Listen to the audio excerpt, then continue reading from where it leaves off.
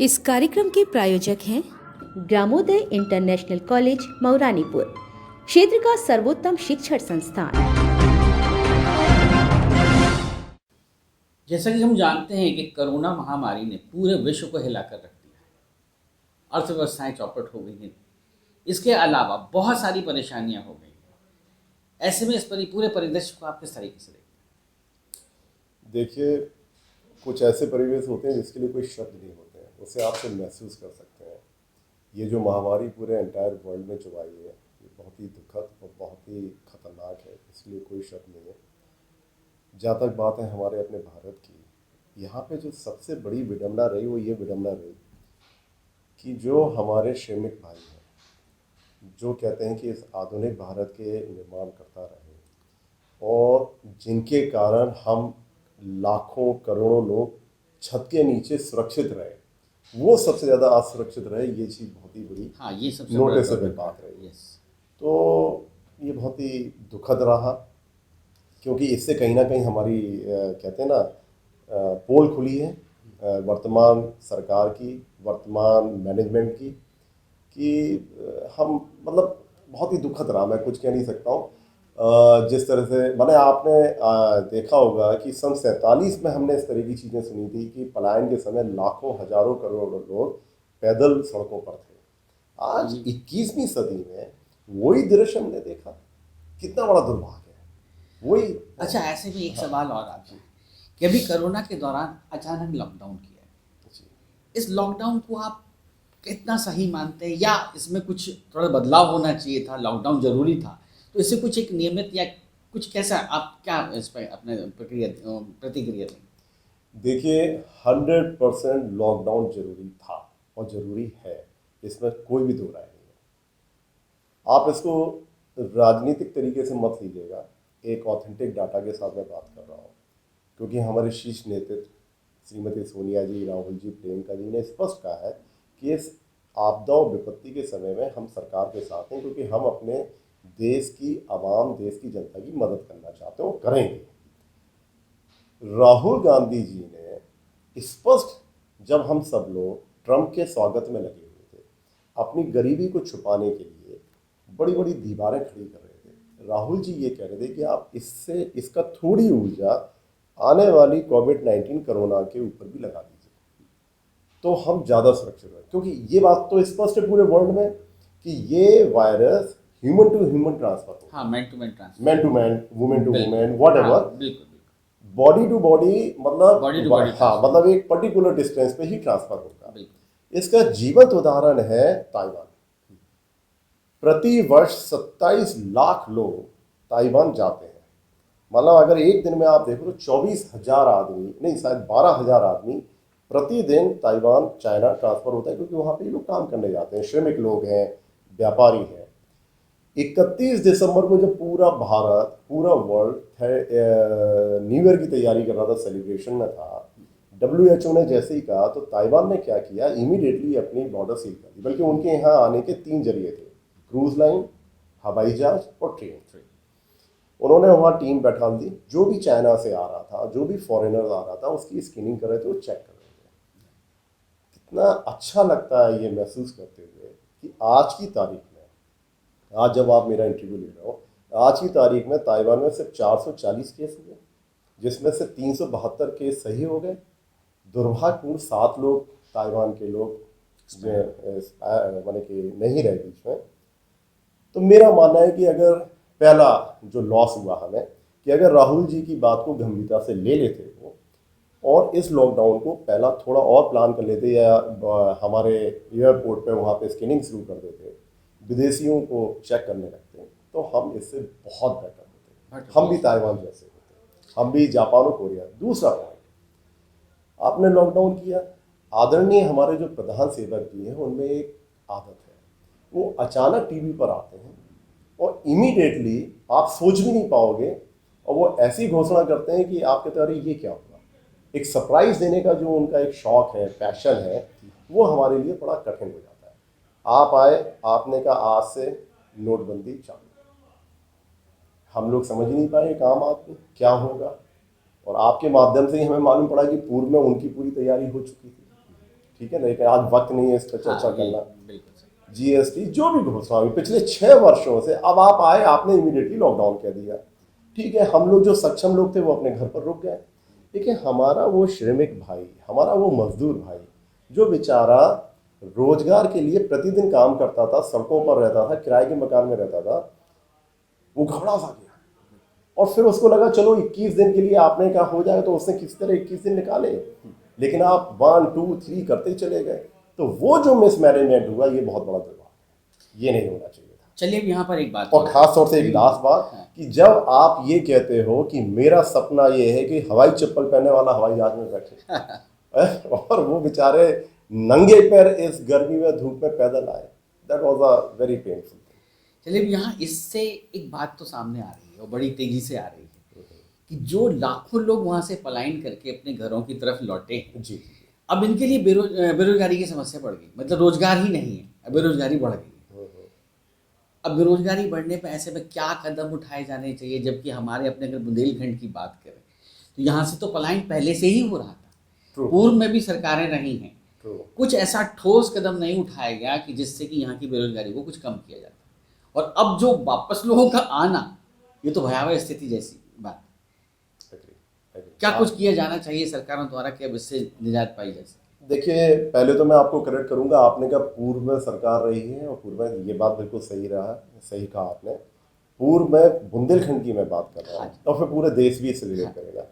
बुंदेलखंड की विडंबना रही कि पिछले 10 वर्षों से 15 वर्षों से यहाँ पे सूखा पड़ रहा था, कहीं ओलावृष्टि, कहीं कुछ हो रहा था। जब हमारी सरकार थी, जब राहुल जी थे, तो इमीडिएटली उस परिस्थिति को देखते हुए राहुल जी ने किसानों को कर्ज माफ किया था, 72,000 करोड़ रुपये कर्ज माफ किया था, किसानों को राहत मिली थी। हमने अडानी अंबानी इन लोगों के माफ किए, तो वो तो आप देख लीजिए। आपको याद हो जब आदरणीय हमारे भारत के प्रधानमंत्री जी जब लोकसभा में एंटर किए थे, तो उन्होंने मनरेगा को कांग्रेस का कैंसर बताया था इस देश के लिए, लेकिन वही मनरेगा आज वर्तमान स्थिति में संजीवनी बनकर आपके बीच में आया है। हाँ, लोगों को ठीक है ना? मिल रही है। तो वर्तमान स्थिति में जो हम कहना चाहते हैं कि इमीडिएटली हमारे मजदूर श्रमिक भाइयों को तत्काल आप 10,000 रुपये उनके खाते में ट्रांसफर कर दो। जैसे कि मनरेगा था, सूचना का अधिकार था, खाने का अधिकार था, राहुल जी लेकर आए, ऐसी राहुल जी का एक सपना है न्याय योजना। उस न्याय योजना के तहत आने वाले 6 महीने के लिए उनको 7,500 रुपये आप ट्रांसफर कर दो, ठीक है, तो वो थोड़े से बेटर हो जाएंगे। और मनरेगा में 100 दिन की जगह आप 200 दिन का रोजगार दे दीजिए, तो आपका वो क्षेत्र, आपका अपना गांव डेवलप हो जाएगा, प्लस उनको रोजगार मिल जाएगा। हिंदुस्तान की आर्थिक स्थिति, हिंदुस्तान आत्मनिर्भर तभी बनेगा जब ये लोग संपन्न होंगे और अपने आप में खड़े होंगे। तो ये वर्तमान तरीका। दूसरी चीज जो आप पर्टिकुलर बुंदेलखंड की बात कर रहे हैं, 89 से हमारा यहाँ पे शासन नहीं है, उससे पूर्व की जितनी भी इकाइयाँ बंद पड़ी हैं, जो बनी हुई इकाइयाँ थी जो बंद हो गई हैं, जैसे अपना सूती मिल हुआ, चीनी मिल हुआ, कई पूरे बुंदेलखंड के कई जगह हैं जहाँ पे कई इंडस्ट्रीज हैं जो बंद पड़ी हैं। 20 लाख करोड़ के पैकेज में आदरणीय प्रधानमंत्री जी ने कोई भी जिम्मेदारी स्वयं नहीं ली, ये इतिहास में पहली बार हो रहा है भारत के। हमने क्या किया, बड़ा ट्रिकी गेम खेला, हमने अपनी जिम्मेदारियां आपके ऊपर डाल दी। जैसे आप मीडिया के माध्यम से आप उनसे लोन ऋण ले लीजिए और उससे आप व्यापार कीजिए, रोजगार दीजिए, हम आपसे वो पैसा डंडे से बल से वापस ले लेंगे। तो वो पैसा वो डाइवर्ट कर दें इन इकाइयों को चालू करने के लिए, रोजगार आ जाएगा। वो पैसा वो डाइवर्ट करते हैं छोटे छोटे व्यापारी जो पिछले 3 महीने से घर पर बेचारे डले हुए हैं, उनके बिजली बिल इन सब माफ करने में, और उनसे कहें कि नहीं तुम खड़े हो, हम तुम्हें राहत देते हैं, जीएसटी में राहत देते हैं, टैक्सेस में राहत देते हैं। आप देखना ये भारत फिर से खड़ा हो जाएगा, ये बुंदेलखंड फिर से खड़ा हो, क्योंकि टूट चुके हैं, रीढ़ की हड्डी टूट गई भाई साहब, क्षमा कीजिएगा मैं बहुत गलत शब्द यूज कर रहा हूँ, हर व्यक्ति की रीढ़ की हड्डी टूट गई है। चलिए एक प्रश्न आपसे और करता हूँ जी। ये बात हुई मजदूर वर्ग की, लेकिन यहाँ पर कुछ स्किल्ड युवा भी जिनकी भी संख्या बहुत है, जो रोजगार के लिए दूसरे शहरों में जाते हैं, बिल्कुल बड़े शहरों में जाते हैं। आज तो वहाँ पर भी कुछ नहीं है, इंडस्ट्रियाँ बंद हो चुकी हैं, लोग लौट करके वापस आए। क्या कुछ ऐसा नहीं किया जाना चाहिए कि हमारे अपने ही क्षेत्र में कुछ इंडस्ट्रीज आएँ या लगाई जाएँ, जिनसे कि उन स्किल्ड लोगों को भी काम मिल सके? ऐसा अब तक नहीं हो पाया है, सरकारें कहती आई हैं पर नहीं हुआ। वजह क्या है, नहीं, या क्या कुछ किया जा सकता है? नहीं नहीं, आप क्षमा कीजिएगा भाई साहब, सरकारें, आप जब भी ऐसी बात करोगे मैं उस समय टोकूंगा आपको। नहीं ठीक है, मैं आपकी राय हमारे जानना हमारी चाहता सम्मानित जनता ने जब जब कांग्रेस को आशीर्वाद दिया, कांग्रेस पे विश्वास किया, उन्होंने स्किल से लेके श्रमिक भाई सबके लिए रोजगार दिया। झांसी के अंदर, बुंदेलखंड के अंदर BHEL, पारिचा थर्मा, ग्रासलैंड, अभी हाल ही में, चलो ये आप कह रहे हो पुरानी बात हो गई, अभी हाल ही में आपने हमारे अभी 2009 में आशीर्वाद दिया तो एग्रीकल्चर यूनिवर्सिटी हम लेकर आ गए। ऐसा नहीं है, हम स्किल के लिए, हम हर उस भारतीय के लिए सोचते हैं जो यहाँ का निवासी है, जिसके पास इंडियन होने का सौभाग्य प्राप्त है। जहाँ तक बात आज की स्थिति में, आज हमें अपनी अर्थव्यवस्था, आज हमें अपनी भुखमरी और आज हमें जो बेरोजगारी जो वर्तमान में है उसको फेस करने के लिए सोचना पड़ेगा आज की स्थिति में। बिल्कुल। जब हम उस पर वर्क करेंगे और जब सच्चे कहते हैं ना एक अच्छे विजन के साथ काम करेंगे तो डेफिनेटली सॉल्यूशन निकल आएंगे। जैसे कि आप युवाओं की बात कर रहे हो, आज कितना बड़ा दुर्भाग्य है कि हमारा बुंदेलखंड विश्वविद्यालय का युवा स्ट्राइक कर रहा है NSY का, कि आपने बताइए, बजाय उनको मदद करने की आपने 20% फीस बढ़ा दी, स्कूलों की फीस बढ़ा दी, कॉलेजों की फीस बढ़ा दी। आप बताओ ना, आपके माता पिता ने आपको पढ़ाया है, एकदम उनको मालूम पड़े कि लॉकडाउन से जैसे ही निकले और आप जाएं श्रीवास्तव जी, आपके पिताजी इस बार आपको फीस 20% ज़्यादा देनी है, तो वो बेचारे ये सोचेंगे कि हम लॉकडाउन से निपटे बेटा तेरी फीस दें। तो ये जो प्लानिंग है, ये प्लानिंग बहुत खतरनाक है जो आप और हम नहीं समझ पा रहे हैं। ये इस देश के युवाओं को अशिक्षित करने की प्लानिंग है, क्योंकि जब शिक्षित होगा तो वो खुद अपने दम पर सोचने लगेगा। तो ये इन पर विचार करना चाहिए। दूसरी चीज़, इसके लोगों को रोजगार देने के लिए हम फिर से आपसे कह रहे हैं कि सरकार को अपनी जिम्मेदारी लेनी चाहिए। ये 20 लाख करोड़ जो टिकी पैसा है, इसमें डेवलपमेंट के बारे में सोचें, इसमें नए रोजगार के बारे में सोचें। बुंदेलखंड सेंट्रली लोकेटेड है, और देखिए जोग्राफिकली मैं अपनी बात करूं, वी आर वेरी लकी। कितना बड़ा दुर्भाग्य जो इनसे फैमिलियर है, क्षमा करना मैं बड़ा गलत शब्द यूज़ कर रहा हूँ, जिनके थोड़ी सी मिलती जुलती चीज़ें हैं इनके नेचर की, उनकी। जब अंग्रेज हिंदुस्तान में आए तो उन्होंने भी बुंदेलखंड की जोग्राफिकल चीज़ को महत्व समझा। उन्होंने रेलवे का सेंटर यहाँ बनाया, आर्मी का सेंटर यहाँ बनाया, क्योंकि हम दिल में हैं हिंदुस्तान के, सेंटर में हम बिल्कुल कहीं पर भी जा सकते हैं। तो जब वो हमारी जोग्राफिकल चीज़ को मानते थे तो हम अपनी ही गवर्नमेंट अपने झांसी को, बुंदेलखंड को नहीं समझ पा रहा है। यहाँ बहुत प्रॉस्पेक्ट है, यहाँ का आदमी ईमानदार बहुत है, भावुक बहुत है। आप किसी भी अच्छी चीज़ के लिए बोलोगे तुरंत संगठित हो जाएंगे। जैसे आपने कहा, जीवंत उदाहरण, आपने कहा अच्छे दिन आएंगे, पूरे 19 के 19 विधायक भाजपा के जिता दिए, क्योंकि भावुक लोग हैं। आप जब भी कुछ कंस्ट्रक्टिव चीज़ इनके सामने रखोगे वो आपके साथ खड़े हो जाएंगे। लेकिन प्लीज़ जुमलों से हटकर आप कुछ ऐसी चीज़ रखो कि यहाँ के लोगों को लगे कि नहीं, ये मेरे लिए है, जुमलों के लिए नहीं है। चलिए, यहाँ पर बस एक बात हम आपसे और लास्ट प्रश्न करना चाहूँगा मैं। प्रयास निरंतर किए जा रहे हैं, कितने सकारात्मक हैं ये तो वक्त बताएगा, या सामने निकल करके स्वतः ही आएगा। इस दौर में आपकी पार्टी के द्वारा बुंदेलखंड क्षेत्र के लिए, यहाँ से जो संबंधित जनप्रतिनिधि हैं उनके द्वारा बुंदेलखंड क्षेत्र के लोगों के लिए क्या किया जा रहा है?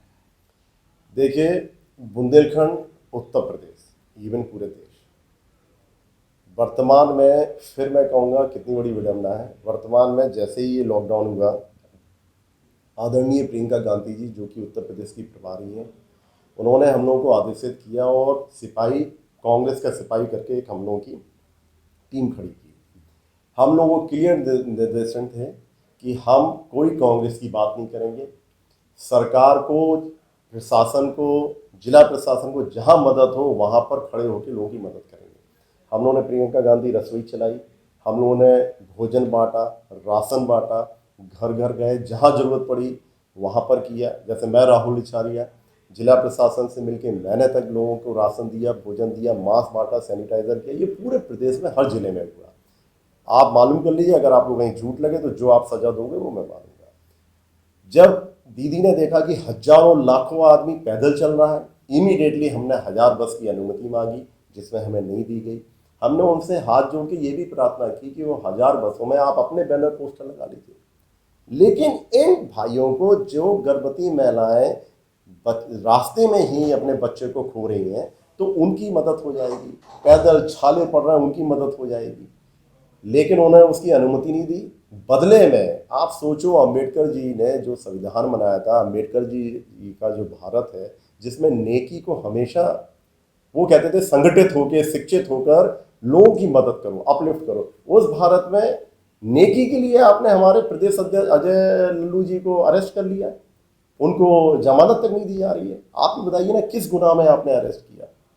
और तो ये जो है ये बड़ी विडंबना है। तो हमारी कांग्रेस पहले भी समर्पित थी, आज भी है, और हम करते रहेंगे। आप कितने ही मुकदमे लगा दो, हम अपने उस हर व्यक्ति की, हर उस अंतिम व्यक्ति की मदद करेंगे जो परेशान है, चाहे कुछ भी हो जाए। राहुल जी, क्या आपको ऐसा नहीं लगता कि ऐसे दौर में हमें राजनीति से हट करके एक सामूहिक प्रयास करना होगा कि तो शायद हम इस महामारी से निजात पा पाएंगे? क्योंकि आप देख रहे हैं अभी भी कंट्रोलिंग कुछ भी नहीं है। साहब, कितना बड़ा दुर्भाग्य है कि मैं आपसे बार बार कह रहा हूँ, चलिए मैं आपसे कह रहा हूँ, आप गवर्नमेंट से बात कर लीजिए। हम कहीं पे ये नहीं कहेंगे कि हम कांग्रेस के हैं। अच्छा आप बताइए, हमने इतने खाना भोजन वगैरह किया, हमने कहीं पर भी ये लिख कर नहीं दिया प्रियंका जी किट, लेकिन मोदी जी ने लिख कर दिया मोदी किट। तो हम नहीं कर रहे हैं राजनीति। राजनीति कौन कर रहा है आप जानते हैं। आपने एक जगह आप बता दिए जहां आपको ऐसा लिखा मिला हो, राहुल इछारिया किट, कांग्रेस किट। हम आज भी तैयार हैं मदद करने के लिए, कृपया करके हमें मदद करने दीजिए। और ये जो आप प्रेशर बना के मुकदमे और जेल में डाल रहे हो, तो जब आप मदद करने वालों को जेल में डाल दोगे तो फिर मदद कौन करेगा? आप सामूहिक बात कर रहा हूँ, हम तैयार हैं। चलिए मैं आपके माध्यम से कह रहा हूँ, प्लीज आप गवर्नमेंट से बात कर लीजिए। उत्तर प्रदेश के, मैं as a state secretary Uttar Pradesh, मैं आपसे प्रॉमिस कर रहा हूँ, आप सारे जिले में हमें परमिशन दिलवा दीजिए, 10, 20, 50, 100, 500 कार्यकर्ताओं की। और जहां जिला प्रशासन कहेगा हम वहां पर खड़े होकर लोगों की सेवा करेंगे, और मर के वहां से हटेंगे तक नहीं। और कहीं पर भी आप कांग्रेस का बैनर नहीं देखोगे, भाजपा अपना। लेकिन कृपया करके मदद करने दीजिए। ये वक्त लोगों की मदद का है और अपने भारत को आर्थिक मंदी से, इस कठिनाइयों से उबारने का है। और प्लीज़ मैं मीडिया से, आपके माध्यम से, इस हिंदुस्तान के सभी मीडिया से ये मैं प्रार्थना करूंगा, कृपया करके राजनीति को छोड़ के और बिना डर के, क्योंकि आप लोग, ये वक्त ही हाँ, कुछ ऐसा, क्योंकि आप लोग समाज के दर्पण हैं। समस्त मीडिया से मैं कहूँगा हिंदुस्तान की, आप लोग समाज के दर्पण हैं। दर्पण की तरह काम कीजिए, चाहे कोई भी हो। आपकी मदद हम लोग को बूस्ट करेगी। Thank you very much. और आपने राहुल जी, एक चीज़ मैं आपसे और कहूँगा कि आप जनता से कुछ अपील करना चाहेंगे इस दौर में? मैं अपनी सम्मानित जनता को नमन करते हुए सिर्फ इतना ही कहना चाहूँगा कि कृपया करके बिल्कुल भी घबराइए मत। ये जो बीमारी है बहुत कम समय की है। आपका इतिहास ये रहा है कि आपको अंग्रेज नहीं डरा पाए, तो ये तो चंद दिनों की महिमा है। बस जो सरकार कह रही है, जो कानून कह रहा है, उसका पालन कीजिए, सोशल डिस्टेंसिंग को मेंटेन कीजिए, हाथ धोइए, खुद का ध्यान रखिए। इस समय वर्तमान घड़ी में, वर्तमान परिस्थिति में आपको किसी के बारे में नहीं सोचना है, सिर्फ स्वयं की रक्षा कीजिए, स्वयं वो पालन कीजिए जो जो सरकार और डॉक्टर्स हमारे कह रहे हैं। इससे अच्छी कोई चीज़, और आप डेफिनेटली, हम एक नया भारत का निर्माण करेंगे। और युवाओं से मैं कहूँगा कि आपके ऊपर ही अब सारी जिम्मेदारियाँ हैं। आप जितना ज़्यादा हो सके शिक्षित होकर, संगठित होकर और कानून का पालन करते हुए आगे बढ़िए। हम 100% सक्सेस की तरफ बढ़ेंगे, कि ये हमारे डीएनए में है, हमारे संस्कारों में है, हमारी मातृ जमीन जो मातृभूमि है उसमें है। धन्यवाद। चलिए राहुल जी, आपका बहुत बहुत धन्यवाद। Thank you very much. बहुत with moral values, the only institution with all latest facilities, computer lab, science lab, experienced teachers, air conditioned hostel with all facilities, the best educational institute in the area, the Gramodaya International College, Jhansi Road, Mauranipur.